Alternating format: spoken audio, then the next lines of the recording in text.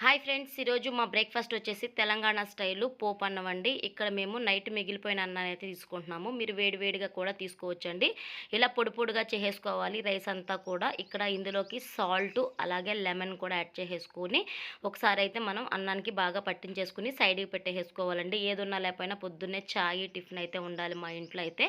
ఒక బాండీ పెట్టేసుకుని అందులోకి 2 పావులు ఆయిల్ యాడ్ చేసేసుకుని పోపు దినుసులు యాడ్ చేసుకోవాలండి. ముందుగా చాలా క్రిస్పీగా ఎగే వరకు వేపుకోవాలి. ఎల్లుల్లిపాయలు అలాగే ఒక్క ఆనియను, 5, 6 గ్రీన్ చిల్లీ అండి. ఎందుకంటే ఇందులో ఎలాంటి కారం అయితే యాడ్ చేయము. కొద్దిగా కరివేపాకు.